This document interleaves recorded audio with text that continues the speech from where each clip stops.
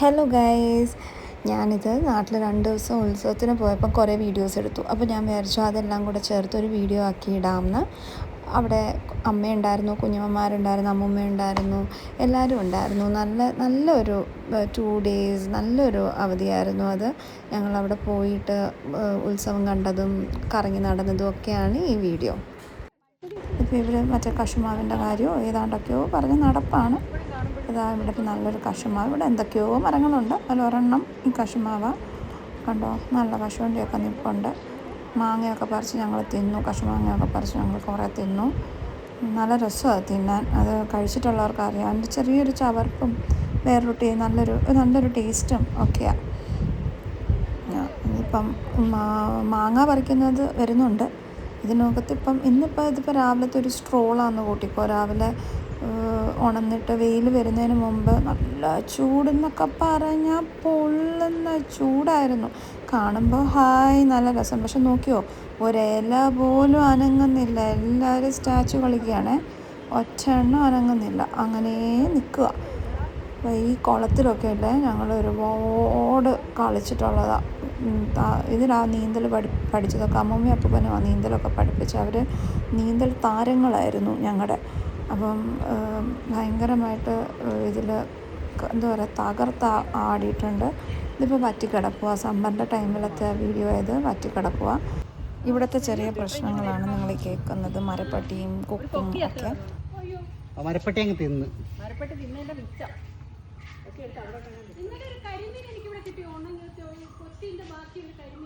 ദിവസം ഞാൻ വന്ന് നോക്കിയപ്പോൾ കാണാൻ ഇങ്ങനെ കിടക്കുന്നു.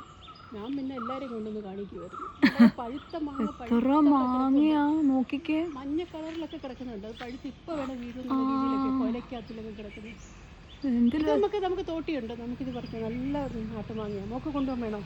കുറച്ച് അമ്മ എടുത്ത് വെച്ചു. അങ്ങനെ മാങ്ങ കഥയൊക്കെ പറഞ്ഞ് മാങ്ങയൊക്കെ കണ്ട് കണ്ണ് തള്ളി നമുക്കിനി മീൻ പിടിക്കാൻ പോവാം.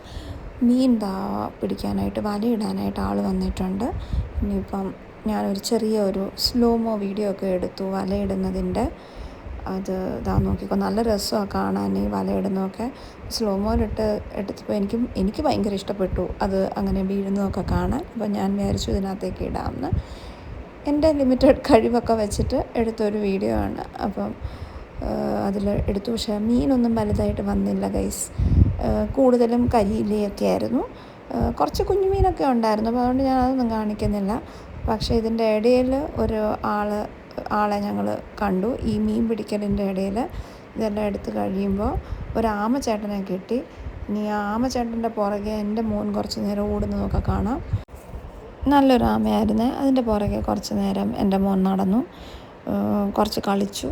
കുറച്ച് നേരം അതിനെ കയ്യിലൊക്കെ എടുത്ത് കഴിഞ്ഞിട്ട് അതിനെ കുറച്ച് കഴിഞ്ഞിട്ട് കൊണ്ടുപോയി തിരിച്ച് കുളത്തിൽ തന്നെ ഇട്ടു. അത് നല്ലൊരു വ്യത്യസ്തമായൊരു ആക്ടിവിറ്റി ആയിരുന്നു. എൻ്റെ മോനെ സിറ്റിയിൽ വളരുമ്പോൾ ഇങ്ങനത്തെ ഒന്നും കാണാൻ പറ്റത്തില്ലല്ലോ. അപ്പോൾ ഈ ആമേനെ ഇങ്ങനെ കാണുക, അതിനെ പിടിക്കുക, അപ്പോൾ അതൊക്കെ ഞങ്ങൾ നന്നായി പ്രോത്സാഹിപ്പിച്ച് വിട്ടു. അല്ലെങ്കിൽ ടിവിയും ഫോണുമായിട്ട് നടക്കുന്ന ടീമല്ലേ. അപ്പോൾ അതൊക്കെ കണ്ട് അതിൻ്റെ പുറകെയൊക്കെ നടന്നു. അവനും ഭയങ്കര ഇൻട്രസ്റ്റ് ആയിരുന്നു. അതിനെയൊക്കെ കുറച്ച് നേരം കളിപ്പിച്ചൊക്കെ നടന്നു.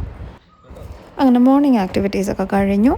ഇനി നമുക്ക് കുളിച്ച് റെഡിയായി വൈകിട്ട് ഉത്സവത്തിന് പോവാം. ഇനി ഉത്സവ വിശേഷം.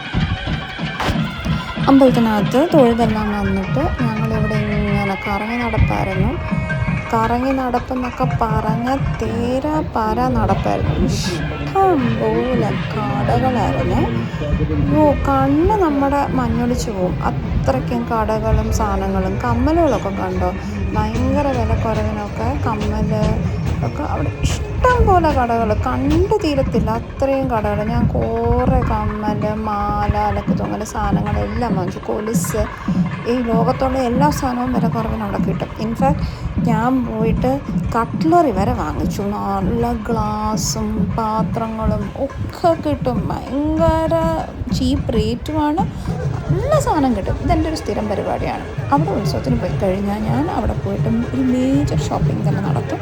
ആ ഇടയ്ക്കുള്ളിൽ ഞങ്ങൾ നടന്ന് ക്ഷീണിച്ച് കുറച്ച് നേരം കഴിഞ്ഞപ്പോൾ ചിപ്സൊക്കെ വാങ്ങിച്ച് പിള്ളേരെല്ലാം കഴിക്കുന്നതാണ് ഈ കണ്ടുകൊണ്ടിരിക്കുന്നത്. ചിപ്സ് കഴിച്ചു, ഐസ്ക്രീം കഴിച്ചു, നടന്ന് എല്ലാവരും തളർന്നു. പിന്നെ രാത്രിയാണെന്നൊന്നും വിചാരിച്ചിട്ട് കാര്യമില്ല. ചൂടെന്നൊക്കെ പറഞ്ഞാൽ ഒന്നൊന്നര ചൂടായിരുന്നു. ഞാൻ ഫാനൊക്കെ പിടിച്ച് നടക്കുമായിരുന്നു ഫുൾ ടൈം. എനിക്ക് ചൂട് സഹിക്കാൻ പറ്റാതെ.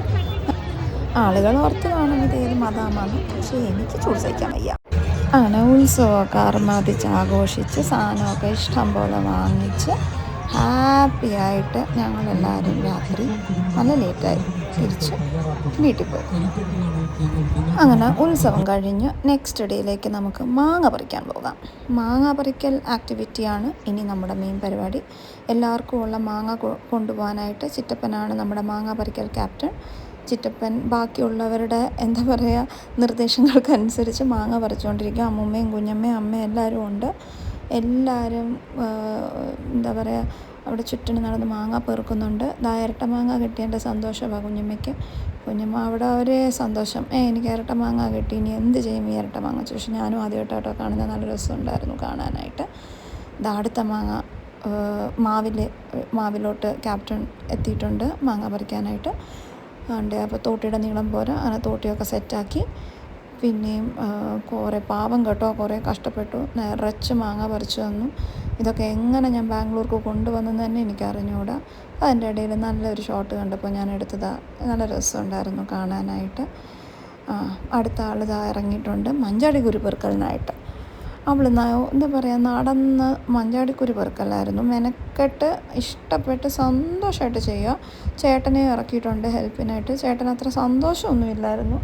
പിന്നെ വേറെ വഴിയില്ലാത്തതുകൊണ്ട് കുഞ്ഞ് പറഞ്ഞതല്ലേ ചെയ്തു കൊടുക്കണ്ടേ, അങ്ങനെ അവിടെ നിൽപ്പുണ്ടായിരുന്നു.